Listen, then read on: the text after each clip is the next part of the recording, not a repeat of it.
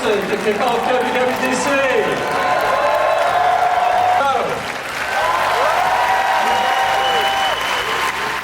안녕하세요, 최호섭입니다. 저는 지금 애플 WWDC에 와 있습니다. 네, 미국 캘리포니아라는 얘기죠.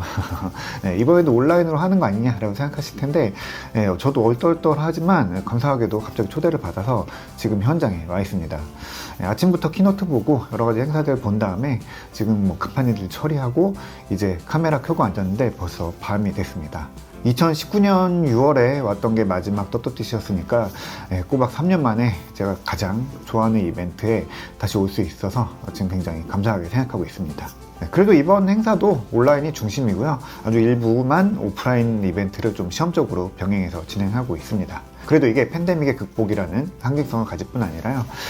애플에게도 지금 아주 여러 의미가 있는 중요한 시기를 지나가는 때여서 관심과 기대가 굉장히 크기도 하죠.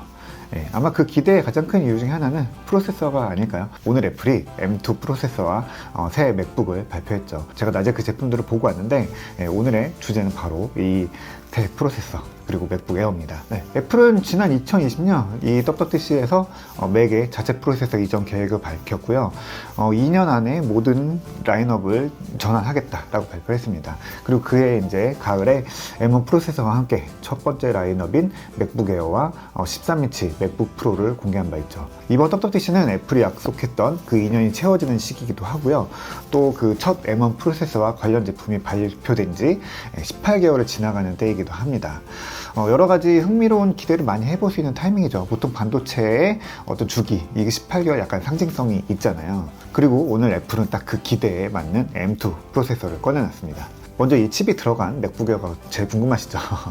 네, 이 M2 칩의 상세한 구조 이야기는 뒷부분에 할 테니까 중간에 끊고 나가지 마시고요. 끝까지 봐주시고 이 이야기는 사실 뭐 어디 다른 데서 듣기 어려운 얘기잖아요. 구독 버튼도 한번 눌러주시고 끝까지 봐주시면 감사하겠습니다. 네, 이 맥북 에어는 이제까지의 맥북 에어를 상징하는 이 쐐기형 디자인을 버리고요. 맥북 프로 14인치, 16인치와 아주 닮은 디자인을 택했습니다. 하지만 부피는 기존 맥북 에어보다 20% 정도가 줄었고요. 두께는 어디를 짚어도 11.3mm입니다. 무게도 1.24kg이에요. 키노트가 끝나고 나서 실제 제품을 만져볼 수 있는 기회가 있었는데요. 요즘 뭐 무게 경쟁 속에서 이 단단한 알루미늄 유니바디 케이스는 좀 뭐 엄청 가볍다. 옛날처럼 처음 맥북 에어 나왔을 때 그런 충격은 아니지만요. 여전히 뭐 한 손으로 드는데 부담이 없고요. 기존 M1 맥북 에어랑 비교해도 뭐 날렵함, 가벼움 이런 거는 여전하다라는 인상을 줍니다. 제가 이 제품을 촬영하려고 한 손으로 들고 이렇게 찍는데 화각이 안 나와서 좀 끙끙댔더니 옆에 서 있던 어떤 가녀린 여성분이 한 손으로 가볍게 들어서 촬영 도와주셨는데 이 정도면은 뭐 모바일로 무게는 충분하지 않겠어요? 전체적인 디자인은 뭐 각진 부분이 거의 사라졌고요. 아래쪽 모서리를 좀 둥글게 굴렸죠. 이게 14인치, 16인치 맥북 프로에서는 예전 파워북 느낌이 좀 비춰져서요. 약간 뭐 레트로인가 라는 인상을 좀 남기긴 했는데 이게 맥북 에어에서는 이질감 없이 굉장히 잘 어울리더라고요. 이 쐐기형 디자인이 빠진 것도 실제 제품을 봤을 때는 전체적으로 제품 전체가 더 납작하다라는 인상을 줍니다. 여전히 이 시넷라이트 노트북에서는 맥북 에어의 디자인은 높이 살 수밖에 없습니다. 무엇보다도 이게 그냥 얇고 가볍게 만드는 게 중요한 게 아니라 뭐 충격에도 버틸 수 있어야 되고 망가지지 않아야 되는 이런 신뢰도를 줘야 되기 때문에 이 단단한 알루미늄 유니바디 설계를 택했지만 그거에 비해서 이 무게에 대한 손실은 손해는 거의 크지 않습니다. 열었을 때 디자인은 사실 큰 변화는 없죠. 딱 봐도 맥북입니다. 눈에 띄는 차이는 디스플레이인데요. 이 디스플레이는 맥북 프로 14, 16인치처럼 뭐 미니 LED를 쓰지는 않았지만 노치가 들어가 있는 디자인입니다. 밝기는 500니트로 뭐 이전 맥북 에어보다 25% 정도 밝아져서요. 눈에 띌 만큼 HDR 콘텐츠가 확 좋아졌습니다. 이 맥OS의 메뉴 막대에 맞춰서 카메라 이렇게 파져 있는 부분이 있는 이 노치형 디자인이 들어왔고요. 그만큼 화면 크기가 커져서 13인치라고 하지만 13.6인치 꽤 커졌습니다. 이 시원한 화면이 만들어졌죠. 또 하나 눈에 띄는 거는 전원부인데요. USB PD 방식으로 예전처럼 USB-C 커넥터로 충전할 수도 있지만요. 이 맥북 프로에 적용된 맥세이프가 맥북 에어에도 적용됩니다. 그리고 기본 어댑터는 35W인데 정말 이게 뭐 아이폰 어댑터를 떠올릴 정도로 굉장히 작습니다. 근데 여기에는 단자가 두 개가 있어요. 그래서 맥북 에어뿐만이 아니라 다른 기기도 같이 충전할 수 있습니다. 사실 이 맥북 에어의 가장 아쉬웠던 부분은 단자가 두 개라는 점이었거든요. 그러니까 어댑터 꽂고 다른 기기 하나 꽂으면 그냥 USB 단자가 끝나버리는 거죠. 그런데 맥북의 전원은 맥세이프로 분리하고요. 또 아이폰이나 뭐 이런 다른 기기로 충전은 어댑터에 직접 꽂아서 할 수 있으니까 기존 맥북 에어에 비해서 USB-C 커넥터 두 개는 그대로 쓸 수 있는 거죠. 그러니까 단자 두 개는 그냥 벌었다라고 볼 수 있습니다. 이 어댑터는 옵션으로 35W에서 67W로 업그레이드 할 수 있고요. 67W 기준으로는 30분만 충전하면 50%까지 충전된다고 합니다. 전반적으로 굉장히 예쁘다는 이미지를 받았고요. 저는 지금 이 맥북 에어 M1 1세대 제품 이제 팔고 넘어갈까라고 또 진지하게 고민을 하고 있습니다. 자, 이제 이 맥북 에어의 뼈대가 되는 M2 프로세서 이야기를 좀 시작해 볼까요? 지난 2년 동안 M1 프로세서는 거의 놀라움의 연속이었죠. 처음 등장했을 때 기대 이상의 놀라운 성능을 보여줬었고요. 또 계속 신제품이 나오면서 뭐 프로세서 코어 구성을 섞고 칩 크기를 바꾸거나 심지어 다이 두 개를 이어붙이는 굉장히 변태 같은 개조까지 하면서 성능을 끌어올리는 설계의 확장성으로 세상을 굉장히 놀라게 했었죠. 그래서 이번 M2는 그 확장성의 밑바탕이 되는 뼈대이기 때문에 기본기를 보여주는 칩이기 때문에요. 이 칩의 성능이 어떻게 나오느냐에 따라서 앞으로 나올 이제 프로, 맥스, 울트라 같은 칩 성능도 결정이 되는 겁니다. 애플이 M2 칩의 성능을 끌어올리는 데 쓴 가장 기본적인 방법은요, 트랜지스터의 수를 늘리는 겁니다. M2 칩에는 200억 개의 트랜지스터가 들어가거든요. M1이 트랜지스터 160억 개를 품은 것에 비하면 한 25% 정도 더 많은 연산장치가 들어가는 셈입니다. 그리고 실제 공개된 성능도 뭐 이 25% 정도를 넘나드는 향상폭을 보여주고 있습니다. 반도체 성능을 끌어올리는 가장 기본적인 원리 중에 하나가 이 트랜지스터를 늘리는 거죠. 뭐 아키텍처나 기본 설계 구조는 M1과 크게 다르지 않습니다.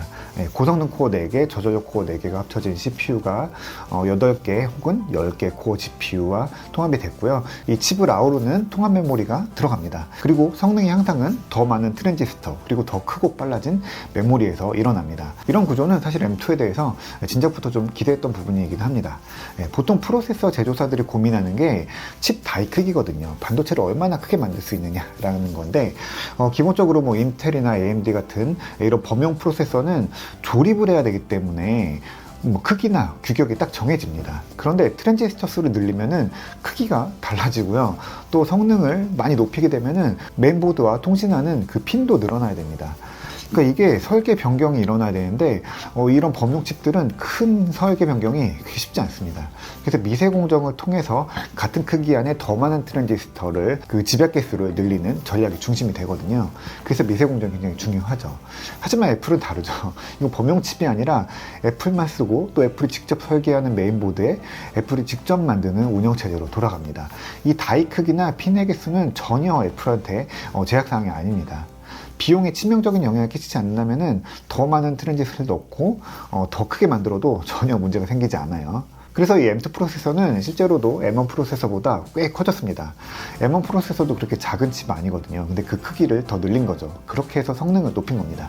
메모리도 커졌어요. M2 칩에는 최대 이제 24기가까지 메모리가 들어가거든요. 기본은 8GB고요. 필요에 따라서 16GB 그리고 24GB 옵션이 생겼습니다. 이 메모리는 50% 더 빨라졌고요. 필요에 따라서 용량도 50% 더 커진 셈입니다. 애플이 발표한 실제 성능을 보면은 M1에 비해서 CPU 성능은 18% 정도 높아졌다고 해요. 이거 인텔 프로세서랑도 비교를 하는데 저는 사실 뭐 큰 의미가 있다고 생각하진 않는데 주요 칩들이랑 비교했을 때 성능은 비슷하게 되면서 전력 소비는 4분의 1 정도밖에 되지 않습니다. 10개 코어로 늘어난 이 GPU도 기존 뭐 M1에 비해서 25% 이상의 성능을 낸다라고 합니다. 이 10개로 늘어난 GPU도 기존 M1에 비해서 25% 이상 성능 향상을 기대할 수 있다고 합니다. 단순히 비교해도 이 GPU는 병렬 처리가 핵심이잖아요. 기존의 8개에서 10개로 늘어나면 딱 개수가 25% 늘어난 거잖아요. 그만큼 연산할 수 있는 양이 늘어나는 거죠. 그래서 애플이 25%를 이야기하는 거고요. 최대 성능이 35% 향상이다라고 이야기를 하는데 이건 아마 작동 속도랑 관련 관련이 있을 걸로 보입니다. 그러면서도 이 칩은 기존 M1이랑 비슷한 수준의 전력 소비량을 보여준다고 해요. 애플은 이 M1, M2 칩에 TDP 같은 이런 소비 전력을 공개하지는 않는데요. 새 맥북 에어를 기준으로 보면은 18시간의 비디오 재생 시간을 그대로 유지한다고 밝혔죠. 대체로 칩 성능이 높아지면은 가벼운 작업을 할 때 필요한 성능이 더 낮아지기 때문에요. 배터리 이용 시간이 늘어난 효과가 있어요.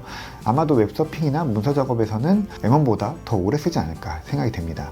대신에 이제 최대 성능을 요구하는 게임, 영상, 그래픽 작업에서는 성능이 비슷하거나 어쩌면은 더 늘어난 트랜지스터 수만큼 전력을 더 많이 쓸 가능성도 있어요. 이건 좀 직접 살펴봐야지 알 것 같아요.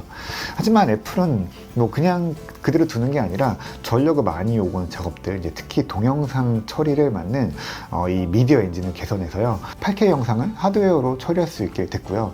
또 M1 프로 맥스에 도입됐던 프로레즈 코덱도 직접 인코딩 다 할 수 있습니다. 그만큼 동영상 처리에서 성능뿐만이 아니라 전력 소비 이런 효율도 더 좋아졌을 거라고 기대할 수 있습니다.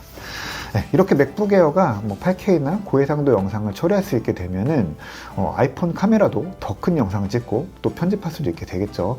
그러면 아마 곧 아이폰 카메라에도 굉장히 또 좋은 소식이 있지 않을까 기대도 해봅니다. 네, 오늘은 M2 이야기로 떳떳이 이야기를 시작해봤고요. 베타 버전 OS도 지금 제가 테스트 해보고 있는 중인데요. 이것도 이야기 정리해서 빨리 준비해 보도록 하겠습니다. 오늘 얘기는 여기까지 하겠습니다.